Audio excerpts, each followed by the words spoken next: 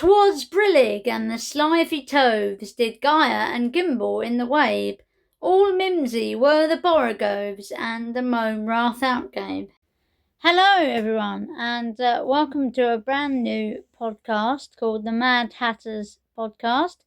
And I'm your host, Natalie Sherlock, and the podcast is going to be all about mental health, everything mental health. And it's going to be discussing a different aspect of mental health each week, each episode. Well, I haven't decided whether it's going to be weekly or fortnightly yet, but I will decide in time. But the aim of the podcast is to raise awareness, understanding, and most importantly, acceptance of mental health, mental illness, etc., to end the stigma surrounding mental health, and to get people talking and to get people more comfortable with sharing their struggles and so like helping each other out. So the first topic of the first episode, this first episode, is going to be on anxiety. I thought it rather fitting because I had a panic attack last night.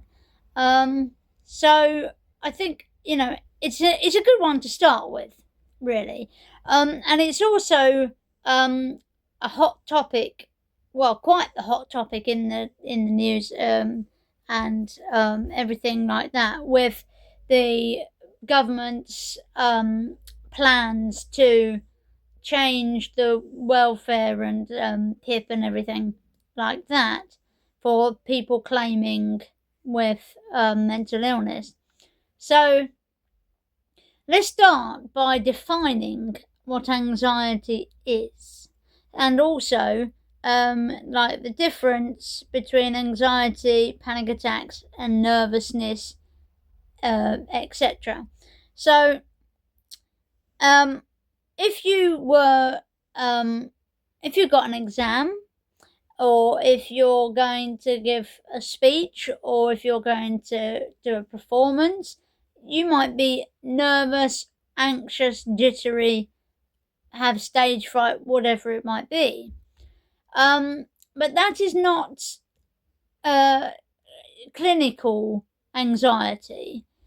Clinical anxiety is an overwhelming feeling of anxiety for no good reason. So you're not in any danger, you're just out walking to town, or walking the dog, or going in a pub or a restaurant, whatever. There's no physical threat, there's no immediate danger, but you feel an overwhelming sense of dread, anxiety, your heart starts beating fast, your heart starts hyperventilating, you feel dizzy or sick or whatever. So although these are more like, so there's anxiety and then there's panic attacks.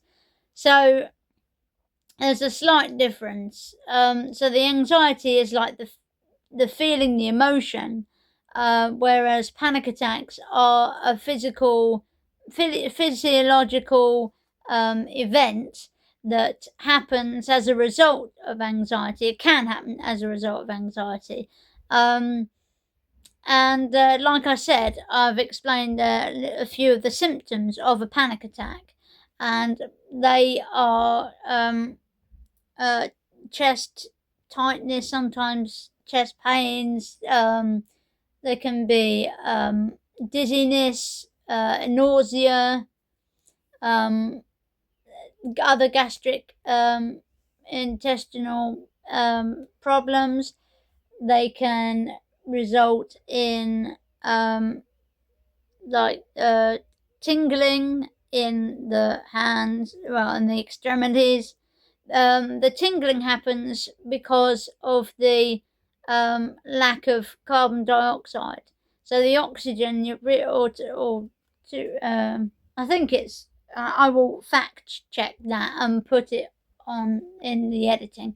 But yeah, so there's a build up of acids, and it makes your hands tingle. And in extreme cases, some people might faint, or like the worst panic attack I ever had, I was essentially like paralyzed. I couldn't move. So I was driving at the time. Well, I was learning how to drive, and very fortunately, my instructor, had dual control, and he helped me through it. And basically, I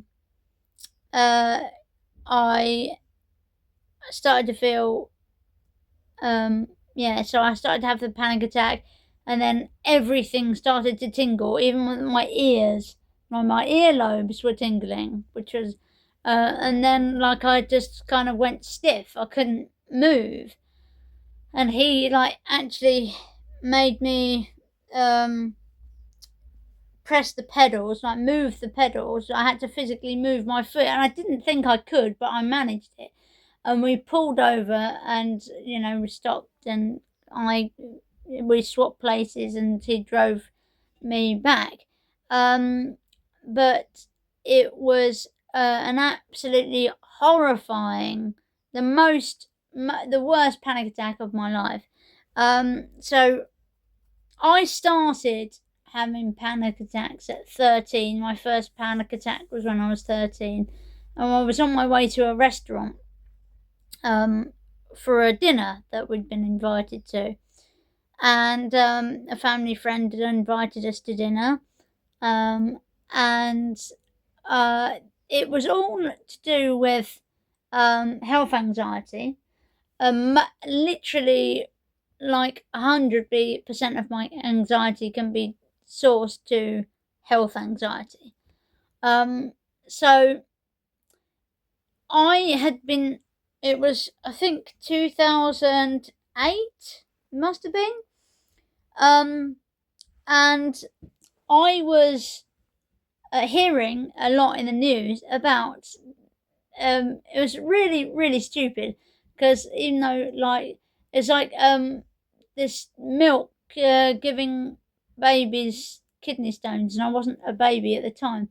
But it sort of festered in my mind, and then I felt like uncomfortable feeling in my back or whatever, and I spiraled, and then I started hyperventilating, and my hands were tingling, and I was really scared, etc. And for quite a long time after that, I had severe anxiety, I had panic attacks every time I went in the car, because I was in a car when it happened, and you start to associate things with panic attacks. So if you have them in a certain place, in a shop, you can't go to that shop without having another panic attack. So it detrimentally affects one's life. It takes over. And for a while, I was good. I had a few at school, because I was bullied at school, and the bullying kind of, sometimes I had the odd panic attack because of bullying, and etc. But that kind of settled down, and this is also where my addiction to mint came from, because my uncle suggested, oh, why don't you try mint, because it helps you calm down and that. So I did, and because I love the taste of mint, except, well, it has to be peppermint, because Mum made the mistake last night of buying spearmint polos instead of the regular peppermint polos. No, I don't like them at all. Anyway, so I developed an addiction to mint. I was eating packets of them a day. It was ridiculous. Anyway, I stopped doing that, and now I only, I can control it. I have it occasionally. So I was good for a while. Then in 2016, I was rushed to hospital with a hemiplegic migraine, and it was my third one that I'd ever had. So, I hope and pray my last, but you never know what happens. But basically, if you don't know what if you're lucky enough not to know what hemiplegic migraine is, it is basically a stroke simulator. All the symptoms, paralysis down one side of the body, aphasia, which is the inability to speak or read or write or think, and vision loss, blind spots in my vision. Terrifying, absolutely terrifying, and obviously the pain in the head. But the pain doesn't actually, that's the last thing to happen. And like, I was just so petrified, and like, I was having a panic attack the whole time. So one arm I couldn't feel because it was paralyzed, and the other arm was tingling. And I had a really bad, I was ill at the time, and had to like blow my nose with my left hand, which was a challenge anyway. But when it was tingling, like, it felt like it was what I call rolling boil, which very highly amused the comedian Lloyd Griffiths when I was interviewed by him, all about my anxiety, actually. I will put a link to that video below because it's worth watching. And basically, it just traumatized me. And I was, from that point on, for about 6 months, or maybe even longer, I was getting daily panic attacks. I would feel like my foot was numb, because that's like how it started. Like, the migraine, the third one, started while I was watching Nanny McPhee, by the way, and I haven't seen it since. I still haven't seen it since, because association. But basically, my foot went numb. That's how and the paralysis just sort of crept up. So every day, like, I would feel my foot going numb, so I would stamp on my foot to make sure I could feel it, which obviously isn't healthy. I would, sort of also be doing this a lot, or looking at my hands. So, because of the vision thing, like, the blind spots in my vision, if I looked at my hand, I could only see like 4 fingers. So, like, I would mistake retinal memory. So when you accidentally look at a light, and then you can see like colourful thing, like a weird colourful thing in your eyes after it, I would mistake retinal memory for, the visual disturb, the blind spots, and I'd be staring at my hand being like, am I, like, I do that a lot. Basically, that would like be a daily thing, and I got fed up with it. I got so fed up with it, I went to the doctors, and he put me on to a therapist. And I went to see this therapist, and they were very helpful. To give them their due, we did actually end up getting to the bottom of it, although it was like a couple of months before we got to the bottom of it. So I thought that the common denominator was heat, me getting like overheated, because the first one happened, I was on a trampoline.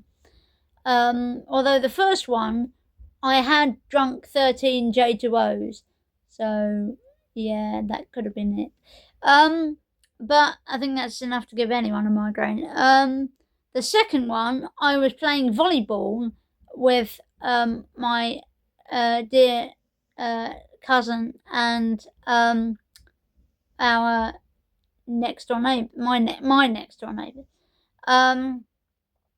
And like I could, like, a blind spot in the fence, and then I rushed in, and yeah, like, Dan actually, at first, before he knew what was wrong, he like had a go at me for like just running in and abandoning the game, and said, "Oh, this is why I haven't got any friends." But then when he found out I was ill, he was, concerned and contrite. But yeah, he came with me in the ambulance actually. But another thing with this migraine was like a sense of tunnel vision. Like I actually had to turn my head to look at him in order to see him, and I couldn't. I kept forgetting he was there. But yeah, so that was a thing. Anyway, what it boiled down to was actually anemia. So because I was anemic, this is what was causing the migraines, because anemia, as you probably know, well, I mean, hopefully you all know what anemia is: lack of iron. And if you are anemic yourself, you will know that red blood cells help carry oxygen around the body, and if those red blood cells are not, if there are not enough of them, or not enough iron to help the red blood cells carry the oxygen, then there's a lack of oxygen.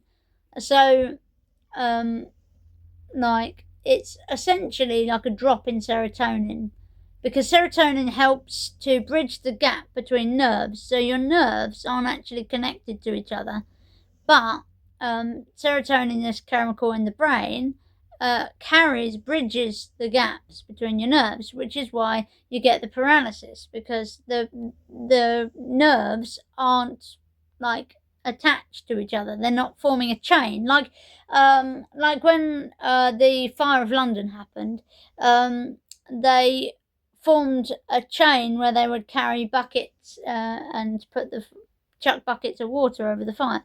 So it's basically like that. But there's a break in the chain. Someone's gone off for a piddle.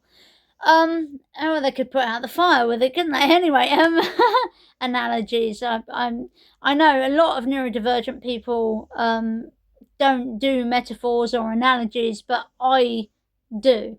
Anyway, so we got to the bottom of it in the end, that the common denominator was probably the anemia, and that is when I'm still terrified of migraines. If I think if I think I am experiencing one of the symptoms, I have a panic, like I have to check that I'm not having one.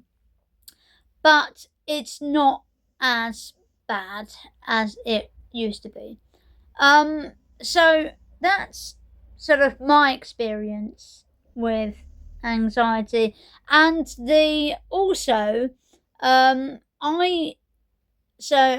it fluctuates, my anxiety, because I had a job, it was a volunteer job that I really loved. It was right on my street, actually. I was a room guide at the stately home Kingston Lacy house in Wimborne. well worth a visit if you ever want to go. And basically, I was like in one room. They put you in one room, and then you tell all the people all the facts about that room. And I was brilliant at it. I mean, one doesn't like to boast or blow one's own trumpet, of course, but I really enjoyed it. But sadly, one of the days, like, cause I'd been off sick, and then I came back, but I don't think I came back. I was ready to come back because I had this massive panic attack, and I had to go home. And I tried to come back, but then I just couldn't do it. I was having a panic attack every time, so I just had to leave. And I think it was mainly it was probably a good thing, because it was the December of 2019 that I had to leave this job. And if I'd have carried on, like, that was when COVID came around, like the next year, well, the next month. So I very possibly would have come into contact with it, and I think they probably closed the thing, so I wouldn't have been able to anyway. But it's funny how these things, you're protected from things. But anyway, that kind of brings me back to the government's plans of, sort of cutting the welfare bill and all of that, which, I mean, I won't get too much into it because I'll just start shouting. But, because it makes me extremely angry. But if those people, like the people that are in charge and the people that want to get rid of that for people, I just wish they, like, I mean, obviously I wouldn't wish a panic attack on anyone, but if they could experience it and understand how devastating they can be, then they would understand, and they would be like, oh, these we need to help these people. Mr. Burnham, I think, from what I can understand, is more interested in supporting people's mental health so that they don't get to a point where they can't access work because of their mental health. So that's good. But as for the other mob, they want to just cut it or whatever. There are all I will say is this: there are way more other things that areas where money is being wasted, and they should cut that instead of cutting the British people's, anyone that lives in Britain, people's PIP and welfare. That there are. Right. Well, anyway, I'm gonna stop the political side of things there, because otherwise I will get it'll get to thing. And this podcast is about mental health. But really, sadly, in this modern day, you can't really talk about it unless you also talk about the problems going on in the world. Another thing is, I don't watch the news. I have the news is banned in this household because if we watch the news, so the news just makes me angry and anxious, and there's nothing I can do about the things that are going on. So why do I need to know them? Why do I need to unless I get a letter saying this is what's happening, unless it's affecting me personally, I'm not watching the news.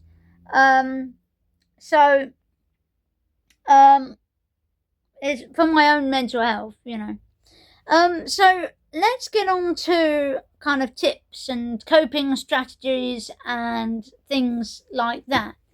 So, first and foremost, what you need to remember is, or sort of try and get the difference between, so the two distinct things, right? First of all, you need to think, is this something that is going to happen, or is it something that might happen? And once you have categorized either yes, it's going to happen or it might happen, then also, can I do anything about it, or can I not do anything about it? And if it goes into that second category of not being able to do anything about it, then the main thing is distraction from it. Like, or, sort of, it's not happening now, I don't need to worry about it. So when when we all had to get our COVID shots, I was very anxious about it, but I kept telling myself, I kept pushing it forward, and saying, it's not happening right now, I don't need to worry. And then I got, it was the day of the getting the shot, and I said to myself, right, it's not happening right now, I still don't need to worry. And I did that all the way up to sitting in that chair. And I distracted myself with David Tennant singing Modern Major General. Only the first two verses, sadly, but I sang along to it. I closed my eyes. She put the needle in. I barely felt it. It was great. I had an anxiety attack after that because the injection made me feel really weird. But anyway, so as like quite a lot of people did, I had like a reaction to it. My body, obviously it reacts to the thing that has just been given, because it's just like, hello, you're not welcome here. Who are you? Are you local? Sorry, League of Gentlemen reference. But yeah, so like that's the first tips. Categorize, is this something that's going to happen, or is it something that might happen? And can I do anything about it, or is it something that is just going to happen anyway and I can't do anything about it? So those are the worst ones. So the panic attack that I had last night fell into that category. Can't do anything about it. So my thing then was, well, all I can do is distract my mind from it and focus on the now, what is happening in the now. So I read a label on a bottle of hand lotion, and which didn't help really, because it did kind of help, but it made me laugh because it said intensive care. But anyway, yeah, so basically, when you're having a panic attack, you need to, and if it's a thing, like what you're thinking about is something that cannot be changed or you can't do anything about, it's just gonna happen at some point, then you need to just distract your mind from it, think happy thoughts, take yourself to a good place, and think about the now. So lots of good grounding exercises. I didn't actually use this one last night, but a really good grounding exercise is the 5, 4, 3, 2, 1. The 5 things you can see, 4 things you can hear, 3 things you can feel, 2 things you can smell, and 1 thing you can taste, like the senses. So that's a really good grounding exercise for the future reference. The reason I had the panic attack, so obviously, like, the particular thing that I was worrying about, is inevitable. But the reason behind the panic attack, the physiological reason, is because I have PMDD, which is premenstrual dysphoric disorder, which is basically PMT on steroids. And essentially, it can cause panic attacks, rage attacks, depression, etc., around just before the person's monthly cycle. So it only affects women. And I'm cursed with it, and that's why I had that panic attack, because it's I'm right before my cycle, and I'm going to have to sort of work on that, maybe sort of get some natural remedies, because I don't like the idea of medication for anxiety. Like, obviously, it helps a lot of people, and it is the only answer for some people. But for others, it just wouldn't be a good fit, because there are side effects, and once you are taking them, it's very difficult to stop taking them, and things like that.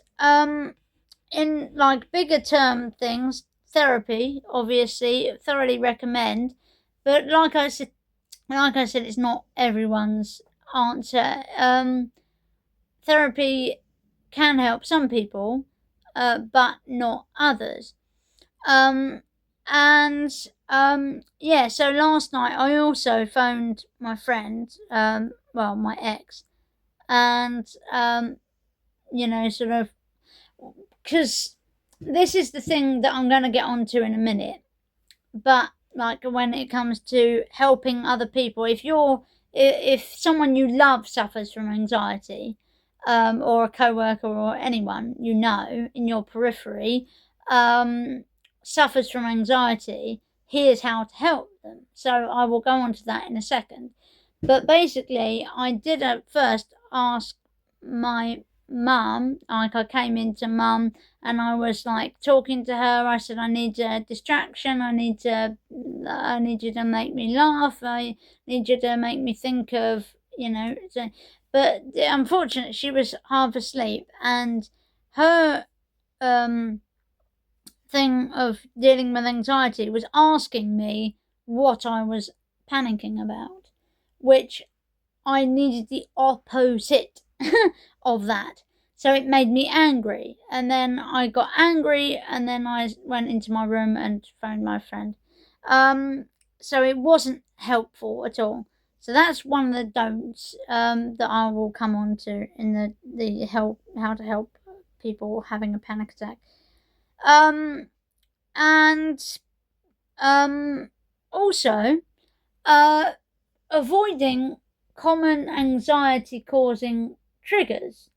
So if you have a certain phobia, then you could avoid that thing that makes you panic. But also avoiding things like caffeine or high amounts of caffeine, and alcohol, and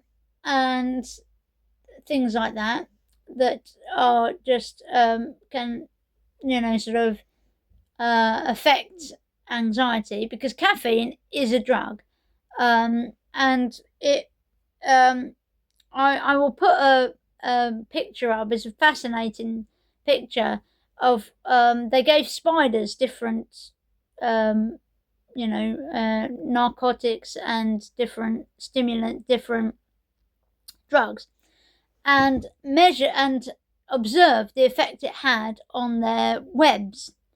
And like you'll see from the picture, obviously, like I will put it up on the editing, but you will see that the spider that was given caffeine had the most, had the worst web, made the worst web.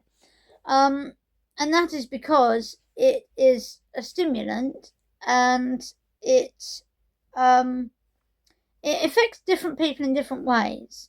So if you have ADHD, caffeine can often make you mellow or sleepy, or it has the opposite effect that it has on most neurotypicals. This is true for me, I think, because, after that migraine, I gave up tea and coffee because I found out that tea causes anemia. But when I was given coffee from a young age, which is why I believe I wasn't diagnosed with ADHD until I was 25, because it only started to become apparent when I wasn't being accidentally medicated, inadvertently medicated. So yeah. So that was a thing. So that's something to avoid, caffeine.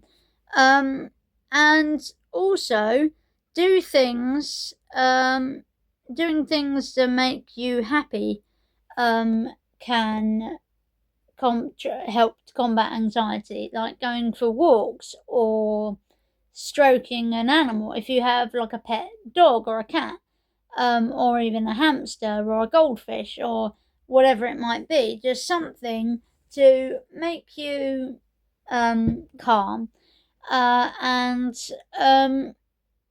to just calm you down, and also, if you have, like me, health anxiety, I'm just such a massive hypochondriac, having something else to care about and something else to worry about, because my dog at the moment has been going through a whole rough time of it lately, and it just sort of gives me something else to focus on. Busying your mind, keeping your mind busy, doing puzzles, doing planning an event. If you're me, planning an event, and doing puzzles, and also if you're me, setting puzzles, actually, because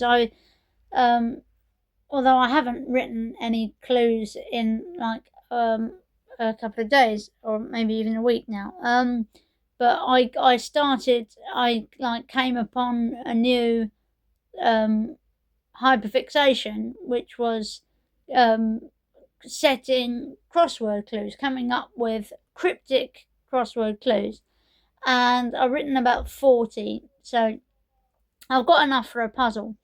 But yeah, so anyway, I will hopefully think of some more brilliant cryptic crossword puzzles, clues.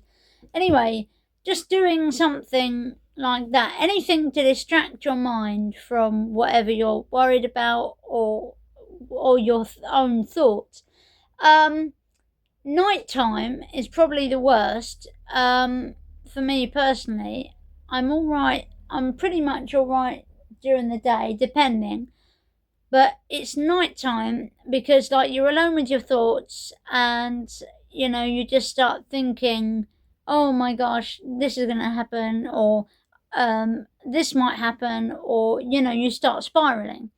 So it's really important to distract your mind. This is where things like relaxing videos like ASMR, and sort of just relaxing videos. I listen to people reading out bedtime stories, and actually I'm going to film a video of me reading out my favourite bedtime story as a kid, because I've still got the book, and I thought that would be a nice, because like it's still in the sort of realm of what I do, or my purpose on this channel, because it's helping you to relax at the end of a long day or whatever. Or it might help if you've got kids, and you can't read a story to them, or if you're too busy, whatever it might be, then you can play the video of me reading out the book. So that will be here in the next couple of days. But yeah, so and another, just sort of wrapping up, because it's we're just past the 40-minute mark. Wrapping up, oh yeah, the do's and don'ts, that's right. How to help someone that's suffering from a panic attack. So if they're a loved one, then ask them what they need. So some people might need to talk about what they're worried about, right? Other people might want distraction. Say like the language, like what do you need right now? What do you need to feel better? And it might be they need to talk about their worry. It might be they need a complete distraction from their worry, and like I did last night. Or it might be that they are just in need of a hug, or they might not want to be touched at all. They might want to be left alone. Whatever it might be, you do the thing that they say. And it's also important to note that if they're having a panic attack, they might snap at you. They might get angry. And that's just a symptom of the panic attack. That's nothing on you. And if they do, then just give them space, and just help them to, just like give them, go into a different room or away or whatever. So you'll have to forgive Luna. She's scratching. But yeah, so find out what they need from you. Yeah, that's the most important takeaway. Don't assume what they need, right? And don't do what Mum did last night, which was to immediately ask what my panic attack was about, why I was panicking, because I needed at that moment a complete distraction from it. So that's one of the don'ts. And also, don't make them angry in order to distract them. So sometimes if I'm like having a panic attack or I'm depressed, Mum will deliberately make me angry to get me out of the feeling, which I hate. I want to be cheered up. I hate anger. I hate being angry. It's just like the worst feeling in the world. Well, actually, I hate panic attacks as well. So I'd rather be angry than have a panic attack, granted. But I just don't want to be angry either if I can help it. So, I started thinking about the play that I'm auditioning for in a couple of days, well, next week. And I started thinking about my favourite show, one of my favourite shows, Taskmaster, which is going to be on next week. It's coming back, series 22. I can't believe it. I'm really excited. So that's something to like look forward to and distract my mind from. with, etc. And that is, yeah, so that's basically the do's and don'ts. And like if a person has like a fidget, they might sometimes that can be helpful if they have something to fidget with, etc. And that might help them to be calm, or whatever it might be. Oh, sometimes smells can help. So like a box of, you can actually make an anxiety toolkit. Well, I will put a link to how to make an anxiety toolkit in the description of this video. But basically, you take all the things that you find calming. It might be a fidget. It might be you might have a couple of fidgets in there. You might have a piece of soft material, or your favourite texture that you like to touch, like faux fur or whatever. And then you can pack some pleasant smells. So essential oils, lavender is always good. I love lavender. Some people don't like lavender. Some people it gives them a headache, whatever. Mint oil, lavender oil, chamomile, herbal tea. Chamomile is said to be very good. I've never had it, but and peppermint tea, all of these different things. And like I said earlier, mint, but don't get addicted to it. So all of these things can help with panic attacks and anxiety. And just having it ready, having it on you, like in the car, just keep it somewhere where you know where it is and you can reach it. And then and just do whatever it is that makes you happy. And that is just about all the advice. What I'll end with is the fact that you can also get help from charities. There are some fantastic charities out there that help with anxiety. So two that spring to mind immediately is Mind, of course, but there's another charity, I don't know how well known it is, but I would say it's lesser known, but only to me. It's a charity called No Panic, and it's actually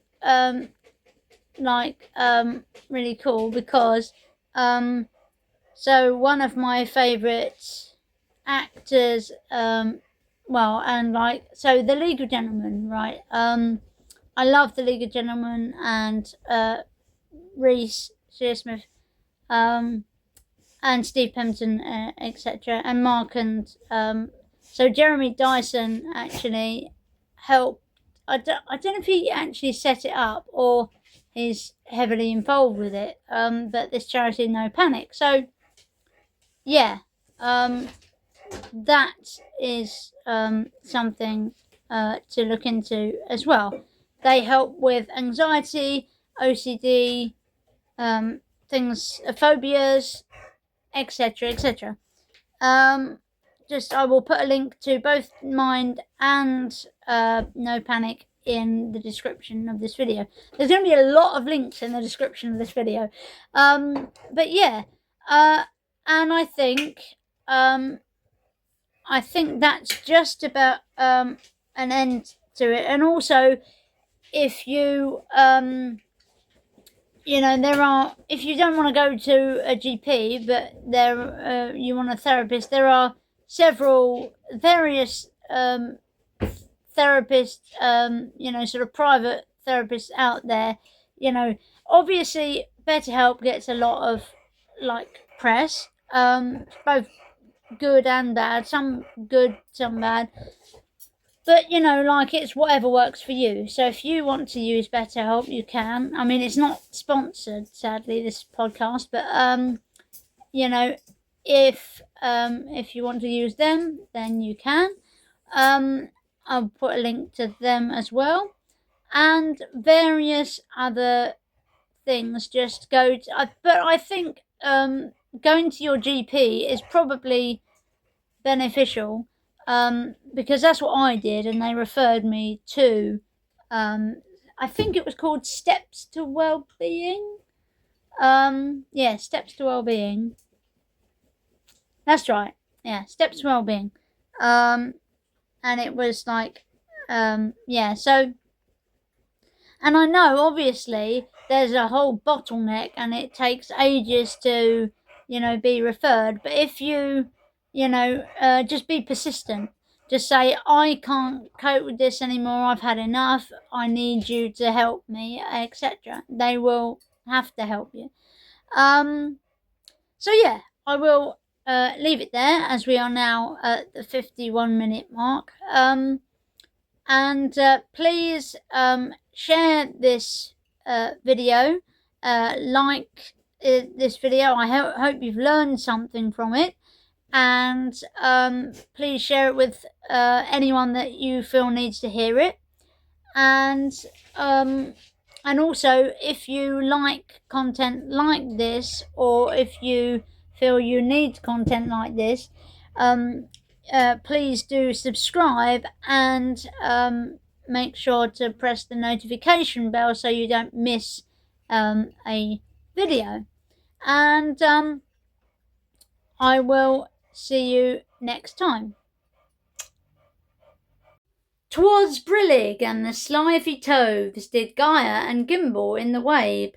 All mimsy were the borogoves, and the moan wrath outgabe.